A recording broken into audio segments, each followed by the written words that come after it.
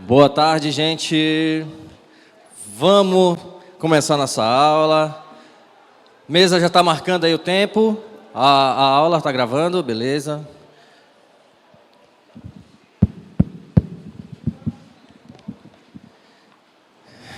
Vamos orar, gente?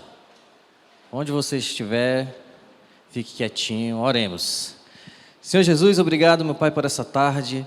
Obrigado por estarmos aqui reunidos em Teu nome, Senhor, na Tua casa, para aprender mais de Ti, aprender as Tuas verdades bíblicas, as Tuas verdades que nos transformam, Senhor, e que nos mantêm firmes no caminho. Muito obrigado por isso. Obrigado por ter nos dado a Tua palavra para que a gente pudesse aprender a viver, a Te agradar e não pecar contra Ti, Senhor. Então, abre nossos olhos espirituais, cuida de nós, Senhor, esteja conosco, em nome de Jesus. Amém. Coloca o slide, por favor. Vamos lá, separe aí um pedaço do papel do seu caderno, separe aí rapidinho, e escreva aí quiz. Já? Posso fazer a primeira?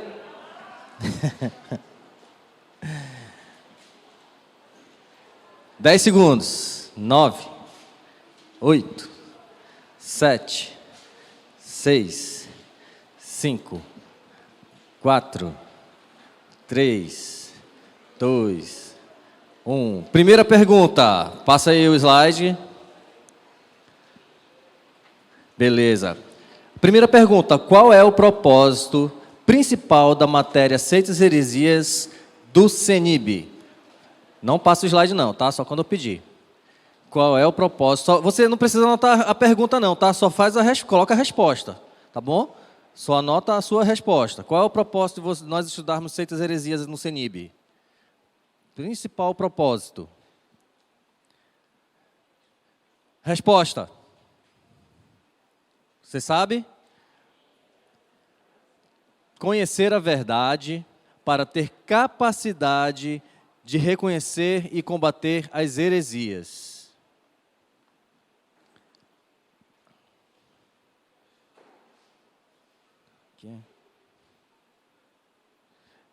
Quem tiver lá para trás, para frente? Gente, quem tiver aí para trás, por favor, venha para frente, mais para frente. Se tiver aqui, tem espaço aqui, ó.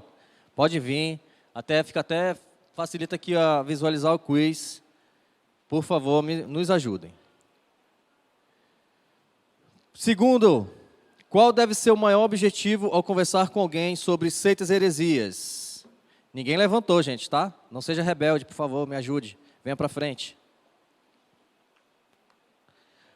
Qual deve ser o seu maior objetivo ao conversar com alguém sobre seitas e heresias? Resposta, você sabe qual é a resposta? Resposta, Júnior. Ganhar a pessoa para Cristo. Ganhar a pessoa para Cristo. Essa é a resposta correta, tá bom?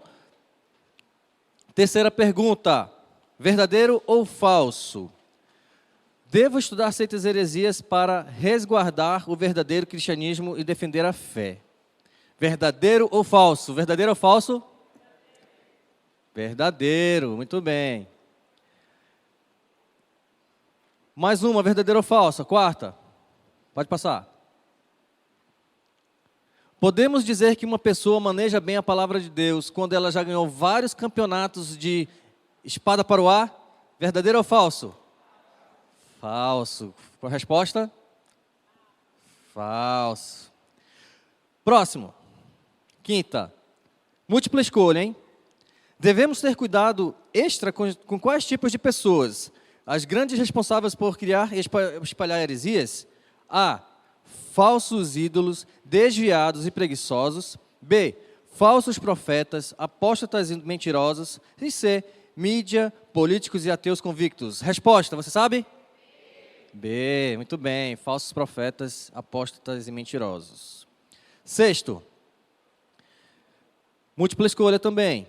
Geralmente, uma heresia acontece quando há distorções da verdade bíblica, seja por alteração, descontextualização ou, letra A, visões, B, falta de amor ou C, má interpretação da Escritura. Muito bem. C, isso mesmo, vocês estão demais, hein? Parabéns. Próximo, sétima, complete. Essa é difícil, hein? Quem acertar vai ganhar um prêmio. Jesus vai lhe dar um prêmio. As seitas estão crescendo no mundo porque a igreja tem falhado. Cite quais são essas falhas. São 3 falhas, você sabe? Falta de... Falta de alguma coisa. Um sentimento de alguma coisa, né? E não faz qualquer alguma coisa. Você sabe a resposta? Resposta. Falta de amor, falta de treinamento, o sentimento de pertencer, né? E não faz diferença social e moral na vida dos membros. Tá bom? Essa é a resposta. Olha, essa com certeza vai cair na prova. Anote aí, observação, essa vai cair na prova. Oitava. Qual sola diz que a Bíblia é a única autoridade na vida do cristão? Responda no seu quiz aí. Qual é? Resposta. Sola Escritura. Nona. Qual sola é uma resposta direta a heresias como a adoração dos santos e mártires da igreja? Você sabe a resposta? Quem sabe a resposta? Será ser solos Cristos? Quem? Alguém mais? Resposta. Só lhe deu glória. Pode ser também solos Cristos, né? Mas o mais correto é só lhe deu glória. Tá bom? 10ª, última. A salvação é um dom de Deus. É um presente, algo que o homem não merece. De qual sola estamos falando? Sola gratia. Isso mesmo, gente. Parabéns, você anotou aí. Se você fez todo o quiz, você já tem um ponto. Vou lhe dar um ponto dessa quiz. Tá bom? Vamos continuar. Gente, vamos começar a nossa aula de hoje. Mas, a partir de hoje, a gente vai estar estudando algumas seitas e algumas heresias, uma por uma. A gente vai pegar características dessas seitas, dessas heresias, e trazer de acordo com o que a palavra de Deus fala. A gente vai fazer isso a partir de hoje. Mas antes, eu sei, gente, que existem pessoas aqui que já participaram de algumas seitas que a gente vai falar, ou tem familiares que participam ainda. E eu quero que você entenda que o nosso objetivo aqui, de forma alguma, é ridicularizar, é apontar o dedo, é falar mal. Não, é mostrar para vocês o que a palavra de Deus diz. Então, se em algum momento você se sentir ofendido com o que a gente está falando, venha conversar com a gente, anote a sua dúvida, venha até a gente, não é legalista, tá? Então, se você tiver algum contra-argumento, venha com a gente vai ouvir você. Mas, uma coisa muito importante, a gente vai tocar em alguns pontos um tanto polêmicos, podemos dizer assim. Então, anote a sua dúvida, porque senão vai ficar todo mundo levantando a mão e a gente não tem tempo para responder agora nesse momento. Mas quando acabar a aula, você pode procurar um dos professores que a gente vai responder você, tá bom? Outra coisa muito importante é você lembrar o objetivo da nossa disciplina, que é fazer com que você conheça a verdade, para poder conhecer e reconhecer e combater as mentiras. Então, isso tem que estar gravado na sua mente, porque isso com certeza vai cair na sua prova. O objetivo da nossa matéria é fazer com que você saiba a verdade para reconhecer e combater mentiras. Beleza? A gente sempre vai trazer tudo de acordo com a Bíblia, referências, tudo a gente vai trazer à luz da Bíblia para você não ter dúvidas. Tá bom? A primeira que a gente vai falar é sobre o adventismo.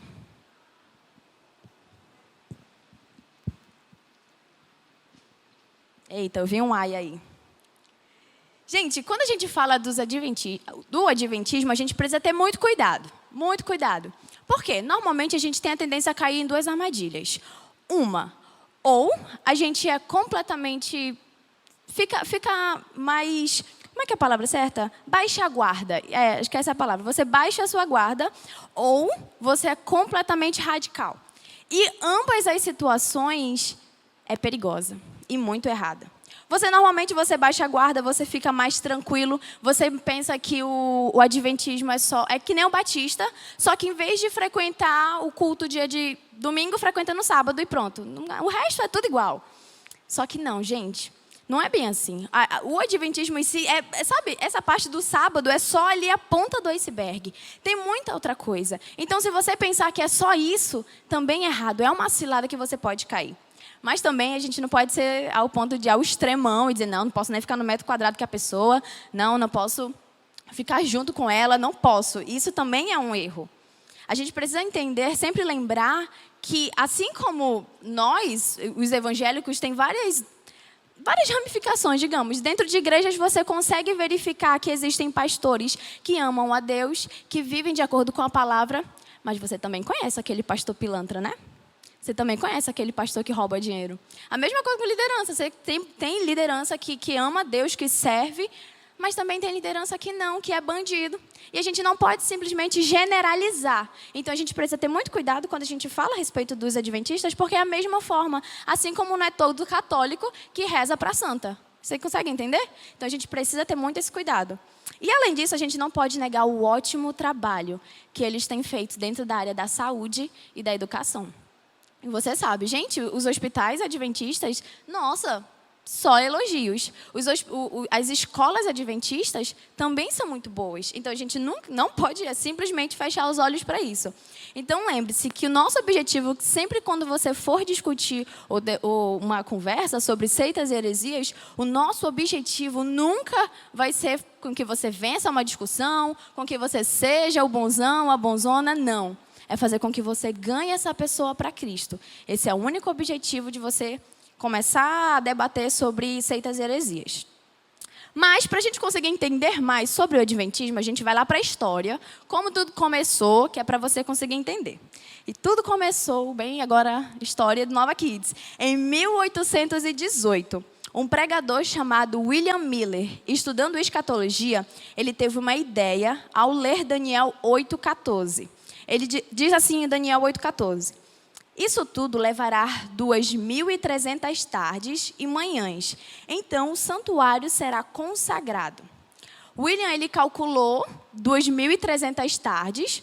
A partir do momento em que o povo judeu ele saiu do regresso ali em Esdras. A partir desse momento, ele começou a calcular essas 2.300 tardes e manhãs. E ele chegou à conclusão que a vinda de Jesus, ou o advento, é por isso que o nome da igreja é adventista, que vem da palavra advento, seria no dia 21 de março de 1843.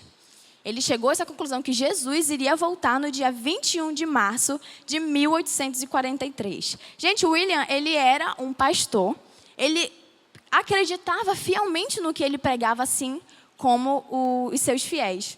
E, gente, nesse mesmo dia, pessoas largaram seus empregos, pessoas venderam suas propriedades, se vestiram de branco e foram para cima dos seus terraços. E adivinham o que aconteceu no dia 21 de março de 1843? Nada.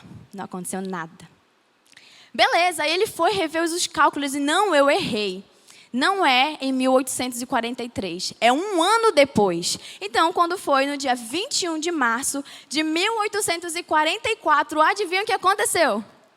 Nada de novo. Então, ele já estava ali desesperado, não, tem alguma coisa errada, ele refez os cálculos dele. E ele chegou à conclusão de que não era no dia 21 de março de 1844, mas no dia 22 de outubro de 1844. Chegou nesse dia, as pessoas fizeram a mesma coisa, venderam suas propriedades, saíram dos seus empregos. E adivinha o que aconteceu? Nada. Jesus não voltou. Então, esse dia, que era para ter sido conhecido como o dia da festa, o dia da volta de Cristo, ficou conhecido como o dia do desapontamento. Gente, Miller, ele simplesmente não enfatizou, não prestou atenção simplesmente no que a Bíblia fala. Abra sua Bíblia aí em Mateus capítulo 24. Você vai ter uma ideia agora. Mateus capítulo 24. Leva o microfone lá para o Adler. Adler, abre aí no versículo 26. Mateus 24, 26. Abre a sua Bíblia, vai ser importante. E grife esses versículos. Rapidinho, rapidinho.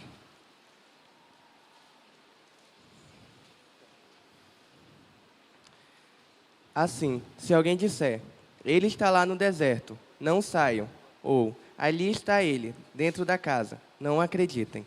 Ele está dizendo, ei, Jesus está bem ali naquela casa. O que ele fala? Mano, não vai não, que eu não estou ali não. Agora, dá aqui o microfone lá para a Teles Letícia. Abre aí no versículo 26, lê o versículo 26. Rapidinho. 24, 26. 24, Mateus 24, 26. Assim, Não, perdão, 36, 36. 24, 36. Quanto ao dia e à hora, ninguém sabe, nem os anjos do céu, nem o Filho, senão somente o Pai. Legal. Olha só, em Mateus 24, 42, fala assim, portanto, vigiem, porque vocês não sabem em que dia virá o Senhor. No versículo 44, mais um pouquinho abaixo, vai verificando aí, fala assim, assim também vocês precisam estar preparados, porque o Filho do Homem virá numa hora em que vocês menos esperarem. Agora, passa só uma página no versículo 20, no capítulo 25, versículo 13. Fala assim, portanto, vigiem, porque vocês não sabem o dia nem a hora. Ou seja, ele está dizendo aqui, gente, a Bíblia está falando que um homem nenhum sabe. E um ser humano normal quer saber, nem o próprio Jesus sabe o dia da vinda de Jesus. E o William Miller, ele estava querendo saber. Ele reconheceu que ele tinha errado. Ele falou bem assim, esperamos a chegada pessoal de Cristo. Dizer que não erramos é desonesto. Nunca devemos ter a vergonha de confessar nossos erros abertamente. Ele reconheceu que ele tinha errado. Ele voltou para a igreja. Agora, sabe que de que igreja ele era pastor? Vocês que chutam? Batista. Ele era da Igreja Batista de Nova York. Então, ele reconheceu o erro dele, ele deixou o trabalho pastoral, largou, voltou para a igreja humildemente, serviu a vida e ficou lá até a morte dele, que foi em 1849. E fim da história. Fim? Bom, teria sido muito bom se tivesse acabado por aqui. Afinal, William Miller ele era um homem muito zeloso, muito estudioso das Escrituras, e nada mais nobre do que ter reconhecido o seu erro. Ele tinha feito um estudo escatológico, mas infelizmente ele errou um baita erro, né? Tentando fazer algo que nem Jesus se atreveu a fazer, que é adivinhar, descobrir a data da segunda vinda. Mas o problema é que a história não acaba aí. Apesar de Miller ter voltado à sua igreja e seguido, né, a sua vida normal, servindo ao Senhor, alguns grupos que seguiam o William Miller, eles decidiram se reunir e continuar a igreja. Foi então que surgiu o que nós conhecemos hoje por Igreja Adventista. Porém, Miller, ele não tinha deixado ninguém como sucessor. Porque para ele tinha simplesmente cometido um erro. Ele não estava criando uma nova religião. Ele tinha cometido um erro, reconheceu o erro, voltou para o lugar dele, só que as pessoas que estavam com ele continuaram. Essa igreja tinha como um dos principais líderes uma mulher, uma profetisa chamada Ellen Gold White.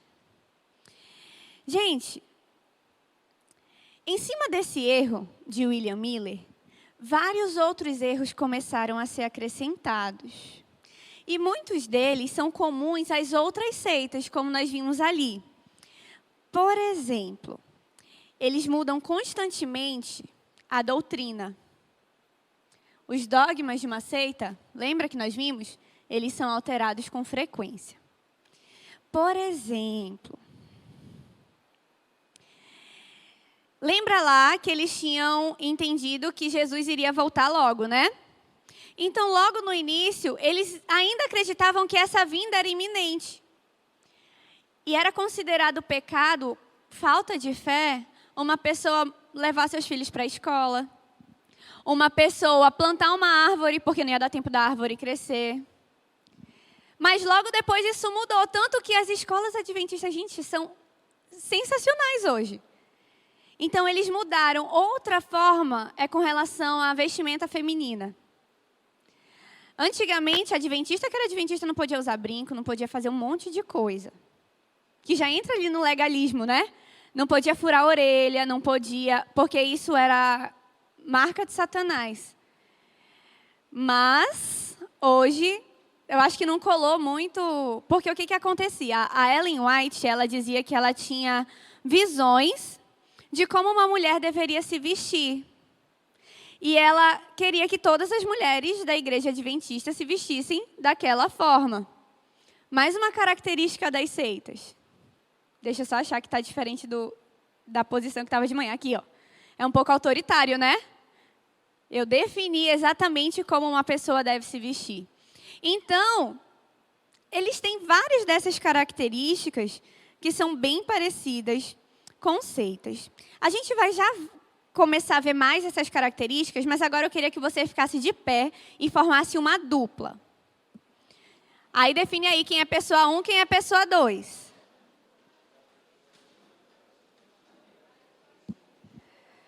Pessoa 1, levanta aí a mão para eu saber que você é a pessoa 1.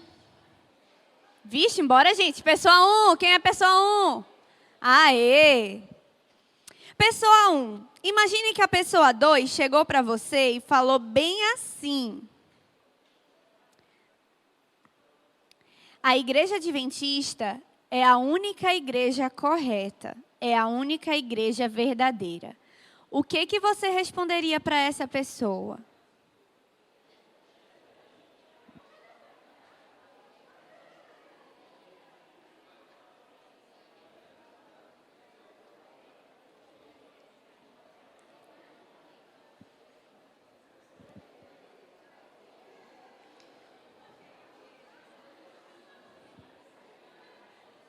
Já deu tempo?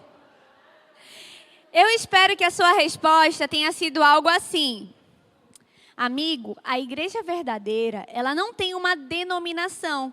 A igreja verdadeira é a reunião de todas aquelas pessoas que aceitaram o sacrifício de Jesus e entregaram sua vida a Ele. Essa é a igreja verdadeira e não simplesmente uma placa de igreja. Foi mais ou menos isso que seu amigo respondeu? Ah, mais ou menos, né? Então, por favor. Próxima pergunta. Agora a pessoa 2 que vai responder. A pessoa 1 chegou para você e falou: irmão, seguinte, salvação não é só pela graça não, a gente tem que dar uma ralada. Salvação não é só pela graça não, tem coisa que a gente precisa fazer para receber a salvação. O que a pessoa 2 responde?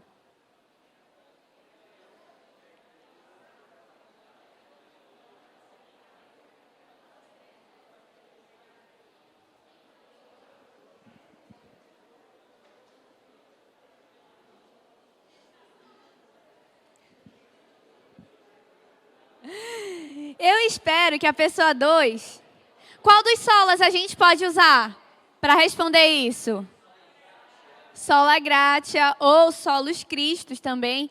Porque a salvação, ela vem simplesmente pela graça. Ela é graça de Deus, é um dom de Deus que nós recebemos através de Jesus. Do sacrifício que Jesus fez para a gente. Espera aí que não acabou não, tem mais uma. Agora... imagina que eu cheguei aí com você e falei bem assim: cara, eu acredito que a Bíblia foi inspirada por Deus. Mas vocês precisam entender que Deus deu algumas instruções para Ellen White que não tinha na Bíblia. Ela veio depois, não tinha na Bíblia ainda. E ela teve que fazer ali o anexo da Bíblia. Então, o livro que ela escreveu também é muito importante. Ele tem a mesma autoridade da Bíblia. O que você responderia aí para mim? Discutam aí entre vocês. Herege, sai daí, né? O que você responderia? Discutam aí.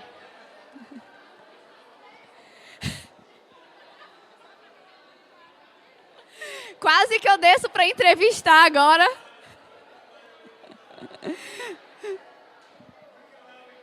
Ai, meu pai.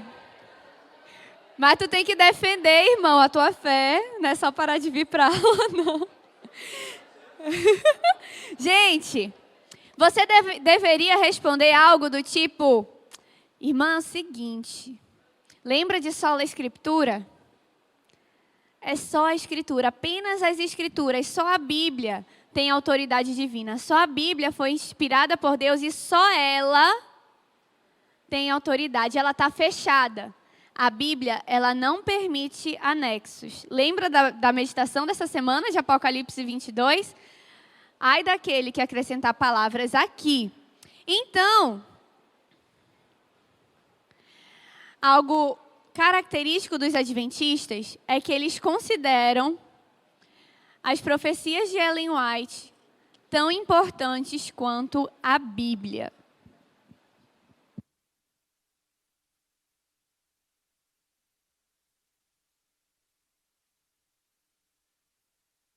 Por que vocês estão sentando? É para sentar mesmo, pode ficar à vontade. Pega aqui, ó, por favor. Obrigado. Gente, para os adventistas, o sábado é fundamental. É pré-requisito para a salvação. Quem não guarda o sábado está condenado. Deixa eu ver aqui. Quem não guarda o sábado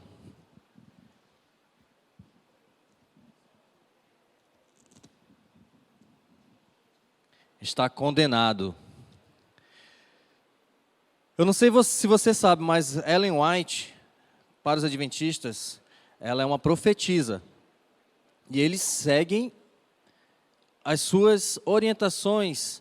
E eles falam que, na verdade, o que ela escreveu, os livros que ela escreveu, são algumas, como que eu vou dizer, esqueci a palavra, mas enfim, é como se fosse algo para nos ajudar, né? E Ellen White, para você ter uma noção, ela é uma das maiores escritoras do mundo, desde lá das antiguidades, 1800 e pouco. Ela já escreveu mais de 5.000 artigos, e ela escreveu 150 livros em inglês, e desses 150, 49 foram traduzidos para o português. E ela, numa visão, ela disse que o sábado ele é pré-requisito para a salvação. E eu pesquisando sobre isso, sobre o que ela disse, né, como ela tem muitos livros, muitas coisas escritas, ela fala muito sobre o sábado também. Em vários deles ela fala sobre o sábado. E eu vou ler um trecho de um livro chamado Vidas e Ensinos, escrito por ela, das páginas 85 e 86. Então vejam bem, eu não estou pegando fontes aleatórias, estou pegando de um próprio livro que ela escreveu, tá bom? Diz assim: fiquei atemorizada quando vi o 4º mandamento, mesmo no centro dos 10 preceitos, com uma suave auréola de luz rodeando-o. Disse o anjo: é o único dos 10 que define o Deus vivo que criou os céus e a terra e todas as coisas que nele há. Quando foram postos os fundamentos da terra, também foi posto o fundamento do sábado. Foi-me mostrado que, se o verdadeiro sábado houvesse sido guardado, jamais teria havido um incrédulo nem ateu. A observância do sábado teria preservado a idolatria do mundo. Então, ela escreve, e tem mais coisas que ela escreve, né? Que o sábado, inclusive, ela fala assim, que no mesmo capítulo ela fala que o anticristo, eles mudaram, eles tiraram a guarda do sábado para do último dia, né? O dia do descanso, para o próximo dia, o primeiro dia da semana, que é o domingo, hoje. E uma coisa que uma pessoa me falou hoje, né, que interessante, né, a pessoa me falou hoje, depois da aula, ela falou que interessante, né, guardar um dia que é o dia do descanso. Será que Deus quer que a gente descanse também? Fica a dica, né? Enfim, é importante destacar que eles mesmos, eles publicam, eles falam que o sábado não salva. Se você perguntar para qualquer adventista, ele vai falar, não, o sábado não salva. Mas aí se você perguntar para ele por que ele guarda o sábado, ele vai falar, por obediência à lei. E a gente vai falar um pouco mais da lei ao comentar mais, né, da aula. E no fundo mesmo, para os adventistas, a guarda do sábado é um selo de Deus. E a guarda do domingo é o selo do anticristo. a guarda do sábado para o adventista é um selo de Deus e a guarda do domingo é o selo do anticristo. Então, cuidado. Um adventista pode chegar com você e falar que você é filho do anticristo, porque você guarda o domingo. Nós não viemos aqui todo domingo? Para alguns teólogos adventistas, a marca da besta seria a guarda do domingo. Muitos teólogos deles, eles fazem estudos, eles estudam bastante, gente. Muito, muito mesmo. Então, é bem nesse nível que a gente vai ser confrontado, que a gente pode, um dia, estar conversando com alguém que é adventista, e você pode ficar na dúvida, e agora? O que eu vou falar? Por que eu guardo domingo? Por que eu venho domingo para a igreja? Então, você precisa estudar. Cada um de nós precisamos estudar.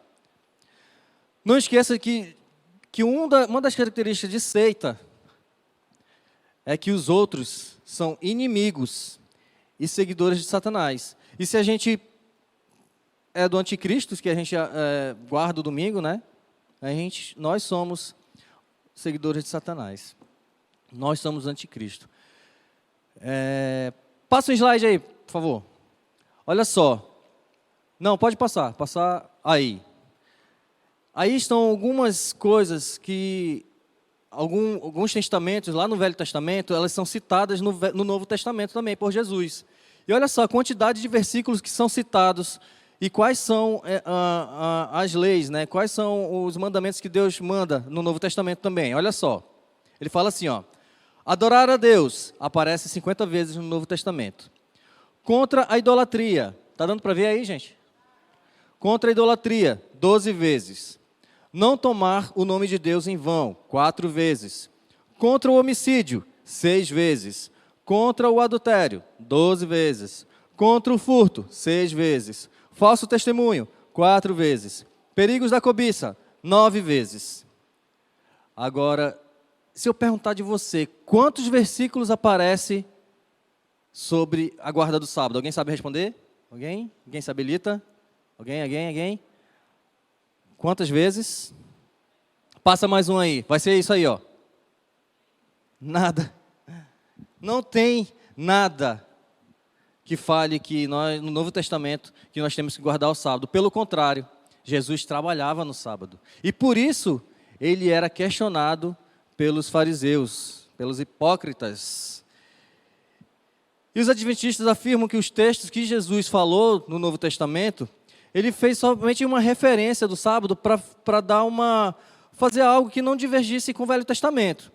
E que, inclusive, isso abre algumas exceções para os adventistas trabalharem no sábado. Porque a gente tem que trabalhar no sábado. Por exemplo, Jesus curava no sábado. E aí, abre uma precedente para os médicos, para os técnicos de enfermagem, para os enfermeiros irem trabalhar no sábado também. Olha só o que diz em João 5, de 16 a 18. Coloca aí, por favor. João 5, de 16 a 18. Pode passar. Lá no final. Quase no final. Mas vou ler aqui. Diz assim, ó. Então, os judeus passaram a perseguir Jesus, porque ele estava fazendo essas coisas no sábado. Disse-lhe Jesus, meu pai continua trabalhando até hoje, e eu também estou trabalhando. Por essa razão, os judeus ainda mais queriam matá-lo, pois não somente estava violando o sábado, mas também estava até dizendo, mesmo dizendo que Deus era seu próprio pai, igualando-se a Deus. João 5, de 16 a 18. Ou seja, gente, se Jesus trabalhava no sábado, ele andava no sábado, pregava no sábado, Jesus, Cristo, ele era o anticristo. Ele não era o Messias, ele era o anticristo. Já pensou? Que você poderia responder para um adventista se ele falasse você tem que guardar o sábado? Sabe a resposta certa? Eu não quero dizer aqui para vocês que a guarda de um dia para o Senhor é errado, não. Nós precisamos, né? Jesus ele não veio abolir, eliminar os mandamentos. Ele veio provar que era impossível para o homem praticar todos os mandamentos, porque se você quer viver pela lei? Viva. Mas se você errar pecar por todos os outros, você vai ser condenado. Então, Jesus ele não jogou fora o Velho Testamento. Ele apenas confirmou que somente ele poderia seguir. E, na verdade, alguns mandamentos que Jesus falou, que Jesus trouxe do Velho Testamento, ficaram ainda mais pesados. Mais do que guarda do sábado. Por exemplo, em Mateus 5, de 20 a 28, diz que se você pensar, apenas pensar em matar alguém, você já matou aquela pessoa no coração. Se você pensar em adulterar homem, se você pensou em adulterar com uma outra mulher, você já adulterou. Se você, mulher, mesma coisa. O objetivo da lei, gente, o objetivo da lei no Velho Testamento era apontar para Jesus, que foi o único que cumpriu toda a lei, e de uma vez por todas. Anote isso aí. O objetivo da lei, coloque aí no seu caderno, onde você estiver anotando, no seu apostila. O objetivo da lei era apontar para Jesus, que foi o único que cumpriu toda a lei de uma vez por todas. Conseguiram anotar? Certo? O objetivo de não trabalhar no sábado, então, é para que as pessoas se dedicassem ao louvor. E na doutrina cristã, nós devemos consagrar o domingo para Deus. E tem muita gente, muita coisa para falar, mas olha só, queria só colocar que os adventistas, eles são os gálatas do Antigo Testamento, no Novo Testamento. Você lembra lá da aula de cartas, né, a história da igreja? A gente falou muito sobre isso. E os gálatas, eles viviam isso, ó, Jesus mais lei. Eles viviam Jesus, mas também queriam praticar as leis, e isso é errado. Anote aí, Gálatas 2:16. Depois você lê, eu vou ler aqui rapidinho para você. Gálatas 2:16. Diz assim, ó: sabemos que ninguém é justificado pela prática da lei, mas mediante a fé em Jesus Cristo. Assim nós também cremos em Cristo Jesus, para sermos justificados pela fé em Cristo, e não pela prática da lei, porque pela prática da lei ninguém é justificado. Gente, esse é um versículo tão pequeno, o único versículo que ele fala 3 vezes sobre a prática da lei. E a prática da lei não salva, somente Jesus. Gente, tem aí, então, anota aí na sua apostila, tem bem assim: guardar o sábado não é errado, e muito menos pecado, mas se torna uma heresia quando é tomado como um pré-requisito para a salvação. Beleza? Aí também tem alguns versículos que a gente elencou para você estudar essa semana, que são versículos que justamente combatem essa necessidade de guardar o sábado, tá bom? Tem aí vários versículos que já estão anotadinhos para você. A próxima heresia é a do juízo investigativo. Gente,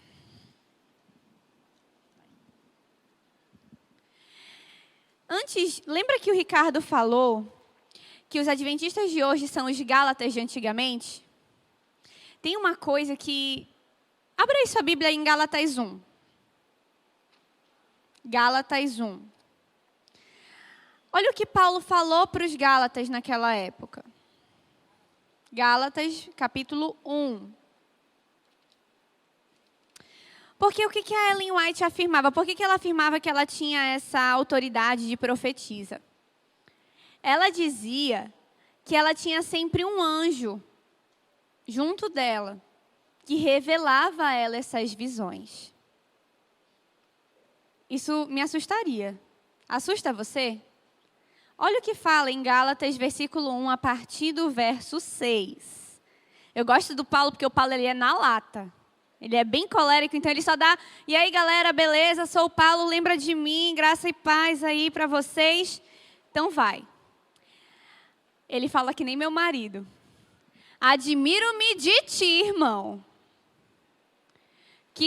Admiro-me de que vocês estejam abandonando tão rapidamente aquele que os chamou pela graça de Cristo para seguirem outro evangelho. Que na realidade não é o evangelho. O que ocorre é que algumas pessoas estão perturbando, querendo perverter o evangelho de Cristo. Mas ainda que nós, os apóstolos, ou um anjo dos céus, lhes apareça, lhes pregue um evangelho diferente daquele que lhes pregamos, que seja amaldiçoado.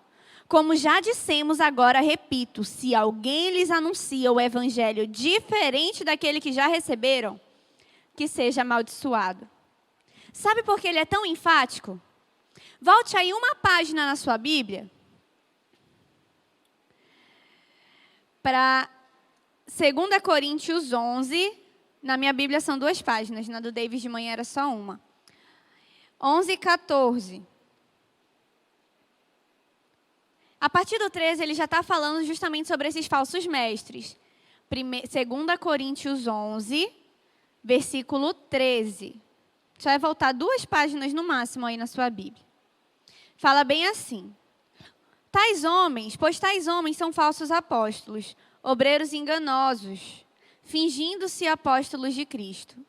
Isso não é de se admirar, pois o próprio Satanás se disfarça de anjo de luz. Portanto, não é surpresa que os seus servos finjam que são servos da justiça. O fim deles será o que suas obras merecem. Tu sabe diferenciar, Yasmin, se chegar um anjo do Senhor e um demônio? Tu sabe diferenciar se aparecer para ti aqui, brilhou. Não, porque a gente imagina que Satanás, né, capa. Pastor que bagunça, né, sempre. A capa tem que ter o tridente, o rabo e tem que ter aquela cara de o chifre, né? Gente, lembra quem era Satanás? Satanás, ele era um anjo. Isso daí é porque tu está vendo muita história da Disney, que a bruxa, quando ela vira bruxa, aí vai ficando com o narigão, vai ficando feio, né? Mas Satanás, ele era um anjo. Então, ele era tão bonito quanto qualquer anjo de Deus. É por isso que a Bíblia ela não fala, ei, Lara, ora, para um anjo se revelar a ti. Fala isso. Só assim tu vai ser santa. Em João 17 fala, santifica-os na... Tua palavra é a verdade. Davi, em Salmo 119, ele passa o maior salmo da Bíblia, só falando o quão importante é estudar isso daqui. Então, não fique procurando o anjo, não. Estude a Bíblia. Mas voltando, o que é esse juízo investigativo? Gente, aquele grupo que continuou a igreja depois do Miller, eles diziam o seguinte: o Miller, ele não errou a data. Ele errou o lugar para onde Jesus estava indo. Jesus, ele não estava voltando para a terra. Ele estava adentrando o Santo dos Santos. E agora, ele vai analisar os arquivos e vai ver de um por um quem merece ser salvo. Ele vai investigar a sua vida para ver se você merece ou não o sacrifício que ele fez por você na cruz. Isso é o juízo investigativo. Então, quer dizer que agora, para ele, Jesus está lá investigando para ver se a Célia realmente merece a salvação que Jesus deu para ela na cruz. Gente, no livro O Grande Conflito, que provavelmente você tem um na sua casa, porque eu tenho. Lembra que eu falei que eu fui evangelizada por uma pessoa de uma seita? Foi por uma adventista, mas eu tenho certeza que aquela mulher, ela é de Jesus, ela não seguia essas coisas. Porque tem, gente, a gente precisa entender que existem seguidores de Jesus em várias igrejas. Muitas pessoas já foram da adventista e nem sabem tudo isso que a gente está falando aqui. Assim como talvez você nunca tivesse ouvido falar a história da igreja batista, se você não tivesse feito a história da igreja. Então, não é porque ele é adventista que é o cão ali, tentando lhe perverter o caminho. Não. Talvez ele esteja sendo enganado. Por isso é importante a gente estudar. Então, ela diz assim no Grande Conflito: é impossível que os pecados dos homens sejam cancelados antes de ser concluído o juízo e o seu caso investigado. Então, quer dizer que aquilo que Jesus fez por ti na cruz não cancelou teus pecados. É isso que ela está afirmando. Gente, abre lá em João 3, a partir do versículo 16, por favor. Que o 16 eu sei que tu sabe, porque a Simone te ensinou. Mas vamos ler do 16 até o 19. 16 todo mundo sabe, né? Porque Deus tanto amou o mundo que deu seu Filho unigênito, para que todo o que nele crê não pereça, mas tenha a vida. Pois Deus enviou seu Filho ao mundo, não para condenar o mundo, mas para que este fosse por meio dele. Quem nele não é, mas quem não crê, já está condenado, porque não crê no nome do Filho unigênito de Deus. Gente, então não é quem não crê, quem crê vai passar, peraí, deixa Jesus investigar teu caso. Quem não crê, calma aí que ele ainda está vendo. Não, gente, não tem. Quem crê, a Bíblia é clara, quem crê será, quem não crê já está, acabou. Depois que Jesus voltar, não vai ter mais chance de negociação. O julgamento, ele ocorrerá após a segunda vinda de Cristo, mas esse julgamento não será um julgamento investigativo. Ele não vai, peraí, Lidiane, deixa eu pegar aqui tua ficha para ver se tu merece a salvação. Esse julgamento é um julgamento executivo. A Hannem entregou a vida dela para mim, ela está salva. A fulana não entregou a vida dela para mim, ela está condenada. É um juízo executivo. Beleza. Gente, e aí você pode estar... Vai que algum adventista chega contigo, não, tá assim, ele está lá. O que tu acha que Jesus está fazendo até hoje, irmã? Lá no céu, quase 2000 anos. Sabe o que ele está fazendo? Romanos 8,34 fala isso para a gente. Quem os condenará? Foi Cristo Jesus que morreu, e mais, que ressuscitou e está à direita de Deus, e também intercede por nós. Jesus, hoje, está intercedendo por nós diante de Deus. Ele não está lá conferindo teu histórico para ver se tu vai ou não para o céu. Lembra lá de 2 Coríntios, que fala que quem está em Cristo Jesus é nova? As coisas antigas já... Eis que tudo se fez novo. E não as coisas antigas, espera aí que eu vou investigar. Aí eu vejo se tudo vai ser feito novo mesmo ou não. Não é assim. Beleza. Outra heresia, que eu tenho 1 minuto para falar, é a aniquilação. Nem tem 1 minuto, né? Já acabou, mas vou falar. Tem que falar. É a heresia da aniquilação. Gente, que raio de treca é isso? O que é aniquilação? É simples, é assim, ó, puf, acabou. Tem mais ninguém. Acabou, você deixa de existir. Resumidamente é assim, Jesus morreu e levou nossos pecados para o céu. Consegue ver já a heresia? Se Jesus precisou morrer porque Deus é santo e não pode ficar perto do pecado, como é que ele morreu e levou o pecado para o céu? Estranho. 2, Jesus está agora analisando nossos pecados no juízo investigativo. 3, Jesus vai decidir quem vai ser salvo ou não. Você não precisa anotar não, tá? Você está agoniado. Calma, olhe para mim, preste atenção.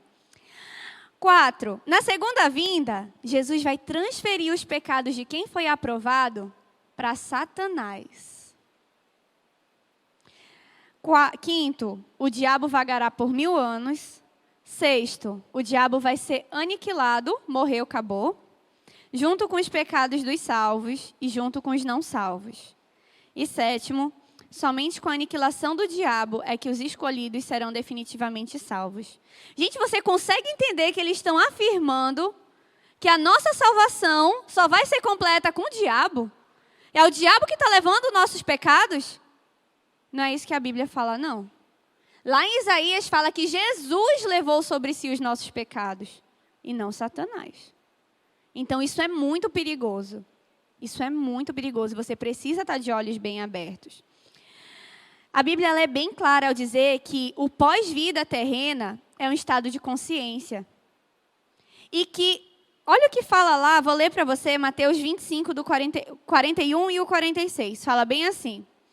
Então ele dirá aos que estiverem à sua esquerda, malditos, apartem-se de mim para o fogo eterno, preparado para o diabo e seus anjos. E estes irão para o castigo eterno, mas os justos para a vida eterna. É a mesma palavra que é usada para fogo e castigo eterno e vida eterna. Se a vida é eterna, o castigo também é eterno. Ninguém vai ser aniquilado e vai deixar de existir. vai sofrer, vai ficar longe de Deus para toda a eternidade. Tem aí os versículos, mas tem algumas outras coisas que vale a pena citar. Eu não vou conseguir aprofundar, mas uma das heresias que é muito preocupante é essa incerteza da salvação. Jesus ainda está analisando o meu caso, quando na Bíblia diz que não, que quem crê está salvo. Deus, Ele quer que você tenha essa certeza da salvação. Segundo, eles consideram Ellen White como profetisa infalível e inspirada. Lembra que ela tinha o anjinho dela lá junto dela? Muito preocupante. Terceiro, acreditam que a alma entra em estado de inconsciência após a morte. Eles chamam de sono da alma. A Bíblia lá deixa claro que... Lembra das pessoas vestidas de branco clamando lá em Apocalipse? Até quando o Senhor vai deixar essas coisas acontecerem? E defendem que Jesus herdou a natureza pecaminosa quando se tornou humano. E também, gente, tem essa questão gravíssima de o diabo ser coparticipante da obra salvadora. Ele está levando sobre si os nossos pecados. Para fechar, eu sei que o discurso externo pode ser bem parecido. Eu sei que muitos deles são teólogos estudiosíssimos. Eu sei que muitos músicos são excelentes e até os corais das igrejas batistas cantam músicas dos corais das igrejas adventistas. Exteriormente é muito parecido, porque eles saíram de uma igreja batista. Mas não se engane, a diferença não é apenas o sábado.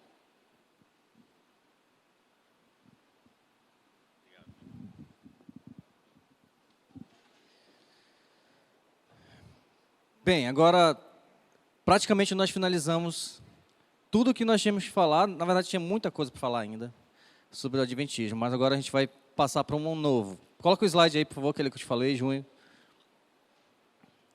O último slide. Bem, gente, agora nós vamos dar uma introdução sobre o jeovismo. Você já ouviu falar sobre o jeovismo? Alguém aí, jeovismo? Testemunho de Jeová. Esse senhor aí, chamado Charles Taze Russell, ele tinha pais religiosos e ele mesmo era uma pessoa que estudava muito, mas muito a Bíblia. Ele se aprofundava muito nos estudos que ele fazia. E por isso, ele tinha suas próprias interpretações a respeito da palavra de Deus. Ele estudava tanto que ele ficava assim, tão maluco com aquilo que ele estudava, que ele tinha umas interpretações totalmente equivocadas. E com essa busca, com esse intuito dele se aprofundar cada vez mais, ele precisou ir visitar uma igreja. Eu quero saber se você sabe qual foi essa igreja que ele foi visitar. Alguém sabe? Alguém? Ninguém, poxa. Foi a igreja adventista. Ele foi para a igreja adventista para teologar, para ele conversar, saber o que estava acontecendo. E o Russell, então, participou dessa igreja adventista sobre algumas vezes, e não dá para a gente saber se ele foi membro da igreja adventista, mas ele participou algumas vezes. E aí ele formou a igreja Testemunhas de Jeová. E muitas das coisas, muitos dos conceitos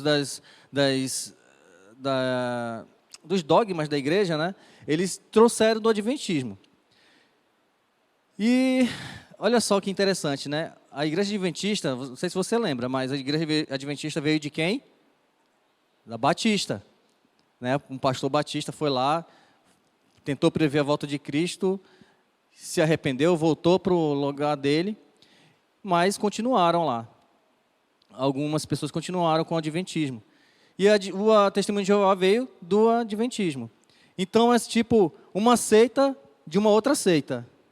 Bem complicado, Russell, ele escreveu livros, ele fundou grupos de estudo bíblicos, inclusive os seus seguidores, eles formaram a maior empresa de publicação de revistas.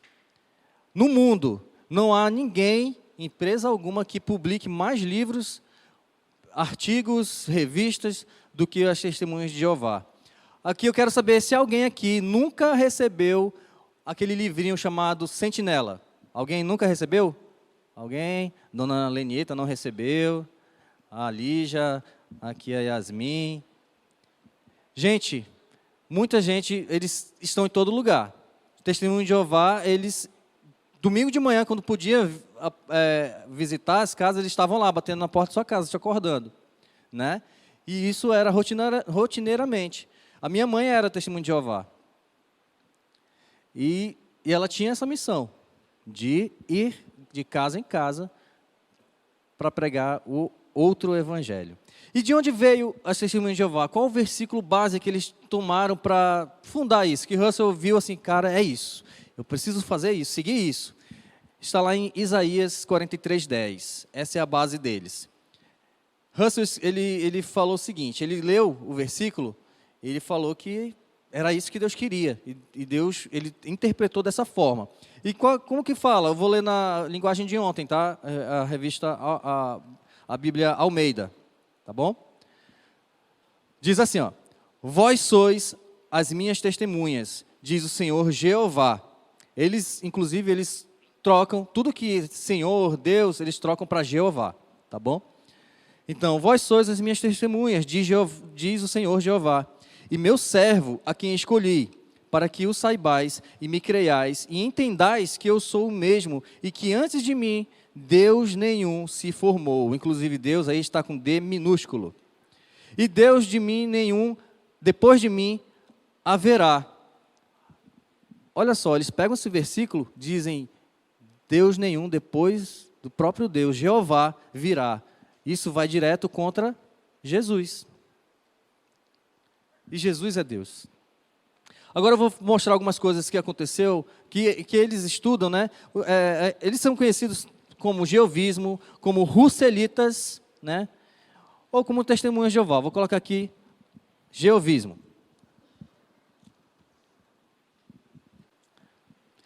E algumas coisas que eles creem, né? Com as características deles, né? E, gente, temos muitas características na Testemunho de Jeová que estão aqui, dentro das nossas 11 características de seitas. A primeira, negam a Trindade, afirmando, inclusive, que esse é um conceito diabólico. Eles negam a Trindade. Segunda característica aqui de uma seita, negam a Trindade. E eles falam que é do diabo, não é de Deus. Aí, isso aqui, ó, são inimigos. Os outros, nós outros, somos os inimigos. Isso, gente, já puxa para outra heresia, uma outra ideia, que só porque é de uma outra denominação, é inimigo, né? Então, nós somos inimigos, tratados como os inimigos. A liderança das Testemunhas de Jeová são autoritárias. E eles têm uma caderneta que eles precisam visitar a casa das pessoas e anotar o dia, o horário, o nome da pessoa, se for possível, colocar todas as informações para passar para a sua liderança. E na reunião lá do ministério deles, se você não anotou, se você não visitou, já tem testemunhos, inclusive no YouTube, se você for pesquisar lá, ex-testemunho de Jeová fala sobre a testemunha, sobre a sua reunião lá. E muitos são tratados como servos inúteis. Já pensou você vir para a igreja? Povo, você vem, coração alegre, chega aqui, teu líder chama, eita, é servo inútil. Tu sai daqui, né, triste, sem vontade de cantar uma bela canção. Outra coisa, dogmas. Eles sofrem constantes alterações. Só para dar um exemplo, antigamente afirmavam que somente 144 mil pessoas dos Testemunhos de Jeová iriam para o céu, iriam ser salvos. Eles já são mais de 2 milhões de pessoas, de membros. Como que 144 mil somente ia ser salvo? Eles precisavam mudar isso, porque senão as pessoas não iam mais ir para a igreja deles, né, se converter ao Testemunho de Jeová. Então, eles precisaram mudar isso, tá bom? Lembrando que Russell ele também tentou calcular a volta de Cristo.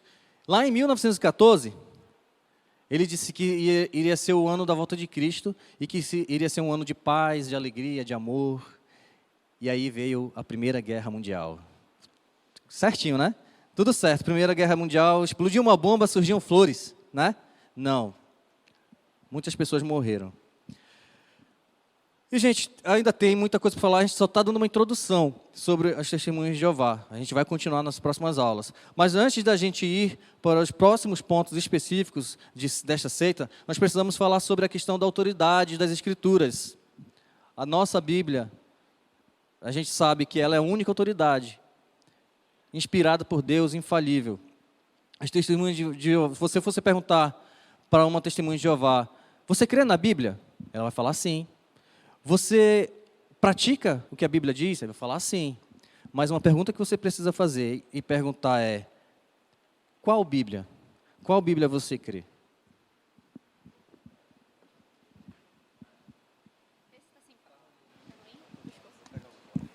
Gente, uma das questões mais graves com relação às testemunhas de Jeová é que eles têm a própria tradução deles da Bíblia.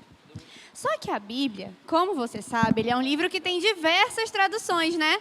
E é importante que quando a gente estude a Bíblia, a gente pegue o maior número de traduções possíveis. Se você pega o meu computador, eu tenho uma Bíblia eletrônica, que é bem legal, e ela compara. E toda vez que eu vou meditar, vou fazer algum estudo, eu comparo pelo menos 5 traduções, e uma delas é aquela que o pastor sempre mostra, que tem o Strong, que é o númerozinho que volta para o grego, ou para o hebraico, volta para o original. E isso é muito importante. Só que lá no Jeovismo, eles só aceitam a Bíblia, que é a Bíblia da própria tradução deles. Eles pegaram a Bíblia e eles pegaram uma Bíblia já em inglês e traduziram. Então, já pegaram a tradução e traduziram. Ficou estranho. E é a Bíblia Mundo Novo, que eles chamam. Gente, é muito importante, quando você for estudar a Bíblia, pegue o maior número de traduções possível. Por isso que, de vez em quando, tem na tua meditação, leia esse versículo em pelo menos 2 outras versões, não é?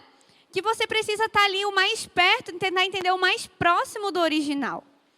O problema é que essa tradução Novo Mundo das Escrituras, é Novo Mundo, não é Mundo Novo não, tá? Novo Mundo, utilizada pelos testemunhas de Jeová, elas têm alterações intencionais do texto. E qual é o objetivo dessas alterações? É justificar os dogmas e as doutrinas deles. Então, eles vão lá, em vez de... O que a gente faz quando a gente lê a Bíblia? Lembra do homem remelento? Que abre a Bíblia, olha lá no espelho, vê sua remela e tira a remela e se conserta de acordo com o que está vendo, né? O que ele está fazendo? Ele está pegando a Bíblia e, em vez de ele se consertar, ele está mudando o espelho. Em vez de a pessoa se conformar à verdade da Bíblia, está mudando a Bíblia para se conformar à sua vontade, à sua realidade. E isso é diabólico, porque você lembra o que estava lá na sua meditação dessa semana, que ninguém deve acrescentar mais nada no que já está, e muito menos tirar. E eles se amarram em tirar. A gente vai ver agora na prática 3 exemplos disso. E como eu falei, se eu fosse esse tradutor, eu ia ter muito medo, ó. Porque se tem uma coisa que eu tenho medo, é da ira de Deus. E em Apocalipse 22, 18 e 19, fala: se alguém lhe acrescentar algo, Deus lhe acrescentará as pragas descritas nesse livro. Se alguém tirar alguma coisa desse livro de profecia, Deus tirará dele a sua parte na árvore da vida e na cidade santa, que estão descritas nesse livro. Então, o primeiro versículo que a gente vai ver, olha aí no slide, aí agora tu pode baixar um pouco a luz, por favor, Ronaldo ou Júnior, e coloca lá aquele primeiro slide de João 1:1. Eu coloquei aí em 3 versões. Almeida, eu sei que a linguagem é chata, mas ela é uma das mais fiéis, tá? Aí está na NVI, que é a que a gente usa, e está na Novo Mundo. Então, vamos lá.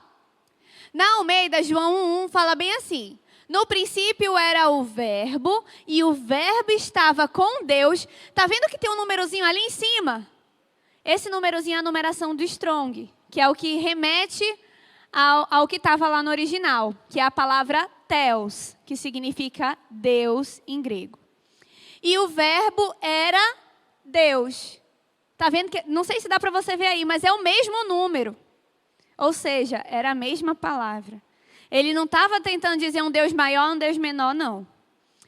NVI, no princípio, era aquele que é a palavra, ele estava com Deus e era Deus. Basicamente a mesma coisa, mudou o verbo para a palavra, mas é a mesma palavra no grego. Na Novo Mundo, diz bem assim: no princípio era a palavra, e a palavra estava com Deus. Até aí, show de bola, né? Mas olha o que vem depois. E a palavra era um Deus, minúsculo ainda. Essa semana, o pastor Mateus, ele mandou para a gente num grupo um vídeo do próprio site deles, do próprio site dos Testemunhas de Jeová. E nesse vídeo, eles retratam a Jesus como um dos filhos perfeitos de Deus. Ou seja, ele fala que ele é tão filho de Deus quanto Adão. É a mesma natureza de Adão. Só que Adão fez besteira e Jesus não. Gente, não é assim que as coisas funcionam. Coloca o próximo aí, Colossenses 1,16, por favor. Colossenses 1,16. Tem muita coisa aí, eu vou ler só o finalzinho. Vou ler tudo no primeiro, da Almeida. Pois nele foram criadas todas as coisas, nos céus e sobre a terra, as visíveis e as invisíveis, sejam tronos, sejam soberanias, quer principados, quer potestades. Tudo foi criado por meio dele e para ele. Quando eles mudam, não dá para ler aí, mas ele fala bem assim, que todas as outras coisas foram criadas por meio dele. Tá ali no final. Todas as outras coisas foram criadas por meio dele e para ele. Quando eles usam esse versículo como uma justificativa para dizer que ele também foi criado, ele também é criatura. Por isso que está escrito todas as outras coisas. Como se Deus tivesse criado primeiro ele, primeiro Jesus, e depois criado as outras coisas. Eles usam isso para dizer que Jesus não é Deus. E o último é Hebreus 1:8. Coloca aí, por favor. Gente, esse é o mais feio, na minha opinião, assim, a maior distorção. Olha o que ele coloca. Na Almeida. Mas acerca do Filho, o teu trono, ó Deus, é para todo sempre. E cetro de equidade é o cetro do teu reino. Então, ele está dizendo isso sobre Jesus. O teu trono, ó Deus. Ou seja, está falando para Jesus, chamando Jesus de Deus. Olha como eles traduziram na Novo Mundo. Mas a respeito do Filho, ele diz: Deus é o seu trono. Percebe que ele mudou totalmente o contexto?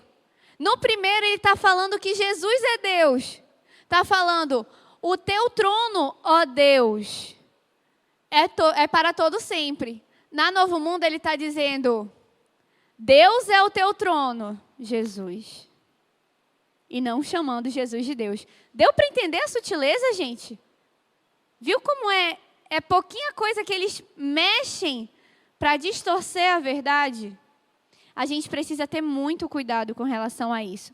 Quando algum testemunha de Jeová quiser discutir Bíblia com você, não use a dele, use a sua. Porque a dele já foi toda mexida para justificar o que ele quer que você entenda. E boa parte dos esforços dos testemunhos de Jeová é para tirar o papel de Jesus, tirar a autoridade de Jesus, tirar o poder de Jesus. Para o testemunho de Jeová, Jesus é uma criatura. Ele não é criador. Eu não vou colocar não, porque tem um monte de papel aqui. Jesus é uma criatura para o testemunho de Jeová, não o criador. Quero que você abra agora em Filipenses 4, de 5 a 11, por favor.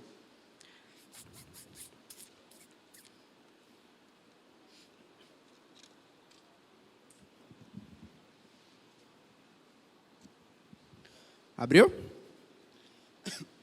Lá fala o seguinte, eu estou com uma outra versão aqui.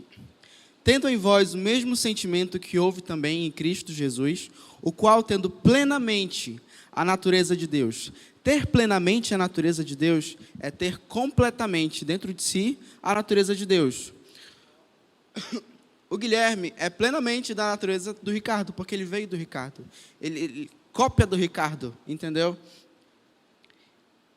Tendo plenamente a natureza de Deus, ou seja, ele era Deus, não reivindicou que o ser igual a Deus mas pelo contrário, esvaziou-se a si mesmo, assumindo plenamente a forma de servo, tornando-se semelhante aos seres humanos. Ou seja, 100% Deus, 100% homem. Nesse mesmo versículo, a gente já tirou isso. Assim, na forma de homem, humilhou-se a si mesmo, entregando-se à obediência até a morte e morte de cruz. Por isso, Deus também o exaltou sobremaneira à mais elevada posição e lhe deu o nome que está acima de qualquer nome, para que ao nome de Jesus se dobre todo o joelho nos céus, na terra, debaixo da terra, sejam língua, e toda língua confesse que Cristo Jesus é o Senhor, para a glória de Deus. Só um parêntese, eu amo muito esse versículo porque ele fala que toda língua vai confessar um dia que Jesus Cristo é o Senhor. Eu me imagino no grande coral assim, africanos, indianos, e declarando que Jesus é o Senhor. Só um parêntese, nada a ver com a aula, a Yasmin vai até me matar. Mas nesse versículo a gente consegue tirar que Jesus é 100% Deus, 100% homem, e que Deus o exaltou à mais alta posição, para que o nome de Jesus todo o joelho se dobre. Fechou aí, né? O Testemunho de Jeová diz que Jesus é o Filho de Deus. Até aí, tudo bem. Mas ele também fala que Jesus é inferior a Deus. Não é assim que acontece. Eles falam que Jesus é tipo um anjo poderoso. E que através de Deus criou, como a Yasmin falou, Deus criou Jesus, e através de Jesus as outras coisas foram criadas. Não que Deus é Jesus e que eles fizeram tudo. E o que a Bíblia fala sobre isso? A Bíblia diz que Jesus Cristo é Deus e não um anjo inferior. Tem na sua apostila aí e tem versículos base para você aí. João 1, que fala que no princípio era o verbo estava com Deus e o verbo era Deus. Mas eu quero ler com você agora Atos 20, 28. Fala o seguinte: cuidem de vocês mesmos e de todo o rebanho sobre o qual o Espírito Santo os colocou como bispos para pastorearem a igreja de Deus, que ele comprou com seu próprio sangue. Quando eu era mais novo, eu li esse versículo e eu não entendi, porque ele fala aqui sobre o qual o Espírito Santo os colocou como bispos para pastorearem a igreja de Deus, que ele comprou com seu próprio sangue. Mas quem morreu na cruz não foi Jesus? Não, aí fala que Deus pagou com o seu sangue. Eu me travei nesse versículo mais novo. Mas o que Deus revelou? Mais tarde para mim, né? Que eles são 3 em 1, é a Trindade. A Trindade é uma coisa um pouco complicada de entender, e nosso objetivo agora não é explicar a Trindade. Se você quiser saber mais, venha conversar com a gente. Mas entenda que eles 3 são um só. O pastor Davi tem uma forma de explicar que é assim. Imagina que Deus. Eu sou o Davis, tá? Aí eu vou me copiar aqui. Davis também. Esse Davis aqui é o Davis que você consegue ver. Vou me copiar de novo. Esse é o terceiro Davis. Esse é o Davis que habita dentro de nós. Entendeu? Mas esses 3 Davis têm a mesma cabeça aqui, ó. É um só. Mas são com funções diferentes, com formas diferentes, com responsabilidades diferentes. Essa é a forma que ele explica a Trindade. Eles 3 são um só. Entendeu?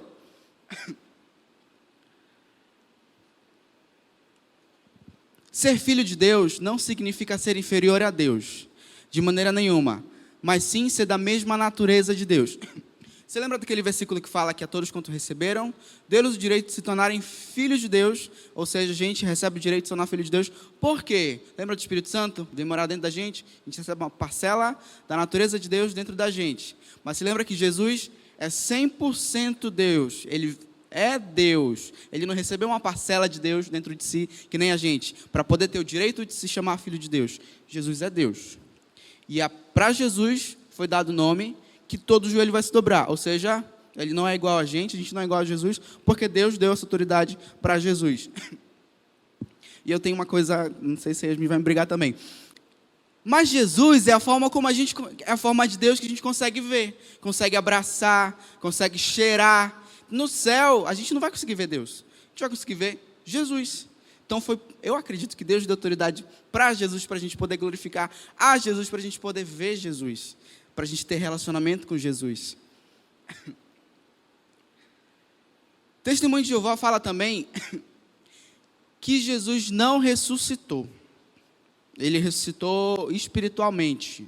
Ele não ressuscitou de verdade, ele ressuscitou invisivelmente. E que o reino de Jesus, alguns falam que já até começou. Outros falam que o reino de Jesus é invisível, que você não consegue ver, que já começou, que é invisível e que você não consegue ver. Mas o que a Bíblia fala sobre isso? Que Jesus ressuscitou fisicamente, e não como um espírito. Aí tem versículos para você ver também, mas eu quero que a gente leia agora Lucas 24, 39. Ele explica bem isso. Lucas 24, 39 fala quando Jesus ressuscitou e quando ele apareceu para os discípulos, Tomé não acreditou e tudo mais. Olha o que Jesus fala: vejam as minhas mãos e os meus pés, sou eu mesmo, toquem-me e vejam. O espírito não tem carne nem osso, como vocês estão vendo que eu tenho. Jesus ressuscitou de verdade, ele apareceu para diversas pessoas. Muitas pessoas morreram convictos de que Jesus ressuscitou, e degolados, enforcados, apedrejados. Ninguém morre apedrejado por uma mentira. E Jesus ressuscitou, provou que ele era Deus e ressuscitou fisicamente. Derruba aí o que eles falam também. E aqui, entre a gente, se você ressuscita espiritualmente, invisivelmente, você não ressuscitou de verdade. É meio estranha essa heresia deles. Só um pouquinho. Próximo, os testemunhos de Jeová rejeitam a questão da trindade. Você lembra que o Ricardo falou que para eles a trindade é diabólica? Eu não vou nem criticar porque isso vai para o YouTube. O que a Bíblia fala sobre isso? A Bíblia diz que o Espírito Santo é Deus. Ele não é menor que Deus. Sim, ele foi mandado por Jesus para a gente. Jesus pagou o preço e ele solicitou que o Espírito Santo viesse morar dentro da gente para ser o consolador, aquele que vai cuidar da gente, que vai interceder pela gente. Mas ele é Deus. É 1, 2, 3, Deus que mora dentro da gente. Entendeu?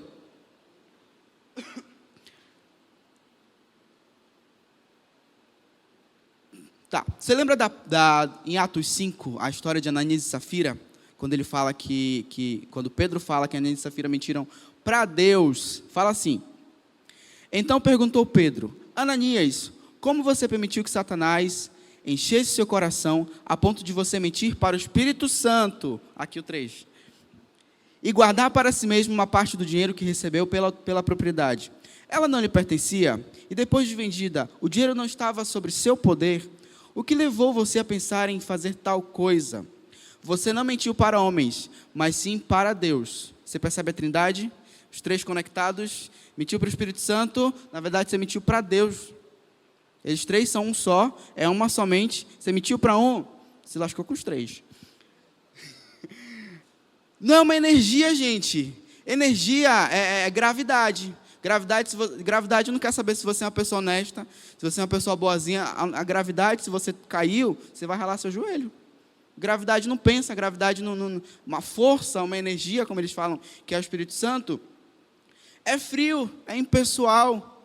Você percebe aqui que o Espírito Santo soube que o Ananias mentiu para ele. Uma energia não tem sentimento. É fria, existe e pronto. O Espírito Santo é uma pessoa. O Espírito Santo é uma pessoa, tá? O Espírito Santo é um ser, tem caráter, personalidade e é Deus. O Espírito Santo fala, orienta, indica, consola, conforta, convence, alerta, lembra, se entristece, se fortalece. Por acaso isso é uma característica de energia? É de um ser, é de uma pessoa. O Espírito Santo é um ser vivo, é Deus. Em Efésios 5, 18, fala que a gente deve se encher do Espírito Santo. Esse daqui é os meio piradinho que vão perguntar. Fala que a gente deve se encher do Espírito Santo. Mas o que se encher, você acha que é encher como se enche uma garrafa? Se encher como se enche um balão? Não. Se encher do Espírito Santo significa que você deve ser guiado pelo Espírito Santo. Significa que as regras do Espírito Santo devem dominar dentro do seu coração. Não como uma força. Tá, mas 1 Tessalonicenses fala 1 Tessalonicenses 5, 19. Para a gente não apagar o Espírito Santo. Nem uma luz, Espírito Santo, uma força. Não é assim. Apagar, como é que você apaga uma amizade que lhe afasta de Deus? Se afastando dessa pessoa, não é? Como é que a gente apaga o Espírito Santo? Se afastando do Espírito Santo. Não é uma força, gente. Nada a ver. Essas são as coisas que os testemunhos de Jeová declaram acerca de Deus, da Trindade e do Espírito Santo. Você tem na sua apostila versículos bases? Você tem na sua apostila versículos bases que vão lhe orientar na sua pesquisa. Mas essas são as grandes heresias dos testemunhos de Jeová.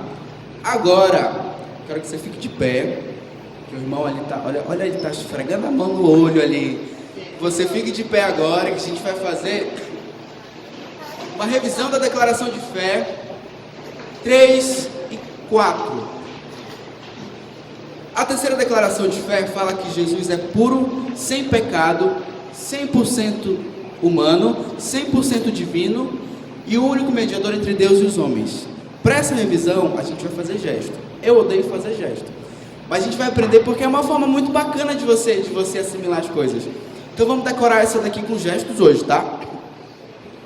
Jesus é puro e sem pecado. Jesus é puro e sem pecado. 100% humano, o Nel tá com fome. 100% divino, tá? Jesus é puro e sem pecado, 100% humano e 100% divino. E o único mediador entre Deus e os homens, tá? Agora você vai repetir comigo e fazer o gesto, tá? Jesus é puro e sem pecado, 100% humano e 100% divino. E o único mediador entre Deus e os homens. De novo, Jesus é puro e sem pecado,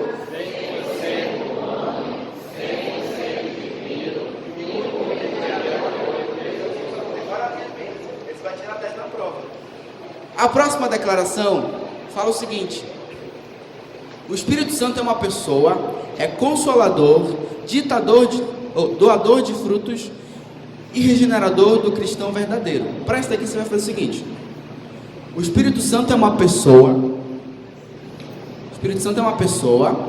Aí você vai pegar a pessoa do seu lado. Consolador. Isso. Doador de frutos e regenerador do cristão verdadeiro, tá? Vamos lá. O Espírito Santo é uma pessoa, consolador, doador de frutos e regenerador do cristão verdadeiro. Vamos de novo. O Espírito Santo é uma pessoa, consolador, doador de frutos e regenerador do cristão verdadeiro. Eu quero ver se você lembra do primeiro. Eu tenho tempo. Tenho, né? Sobre Jesus, rapidão. Jesus é 100% humano, 100% divino e o único mediador entre Deus e os homens. O Espírito Santo é uma pessoa, consolador, doador de frutos e regenerador do cristão verdadeiro. Eu tenho tempo ainda. Misericórdia, tá? Essas são verdades que a gente tem que decorar e estarem cravadas no nosso coração, porque são essas coisas que eles atacam, tá? A gente vai fazer coisas meio malucas para você decorar, mas essa é a nossa base do cristianismo. Revise, não sei se semana que vem vai ter prova com isso daí, não sei, vou decorar. Essas placas vão aparecer na meditação de vocês, então é importante a gente revisar. Vamos ler junto? Então, bora ler junto, gente. Jeovismo. Jesus é criatura, o Espírito Santo é uma força, ressurreição espiritual de Jesus, Trindade é do diabo, aniquilação e Bíblia diferente. Lembra lá que ele veio do Adventismo? Então, ele importou lá a aniquilação para eles. Beleza, anote essas características. Por isso que tem um monte de linha no seu negócio, né? Na sua anotação tem um bocado de linha. É para você anotar isso daí. Beleza? Se você olha essa foto, pode tirar foto não. Anote, tá bom? Bora orar? Hoje o negócio foi rápido, porque de manhã não deu tempo, aí a gente foi... Tem que terminar. Então, oremos. Paizinho, muito obrigada por estar nos ensinando através da tua palavra. Senhor, que nós possamos aprender de Ti a cada dia, que nós possamos entender as Tuas verdades e que essas verdades se enraizem em nosso coração, que nós possamos ter convicção de tudo o que nós estamos aprendendo, porque nós sabemos de quem nós aprendemos de Ti, através da Tua palavra. Muito obrigada por essa prova de amor chamada Bíblia, que o Senhor nos deu para que possa nos santificar, para que nós possamos ter uma vida bem perto de Ti, Senhor. Abençoe esse culto, que nós possamos aprender ainda mais de Ti. E abençoe também o lanche que alguns irmãos trouxeram, que ele venha nos fazer bem. Muito obrigada, Senhor, por sempre nos prover o alimento necessário. É o que eu te agradeço em nome de Jesus. Amém.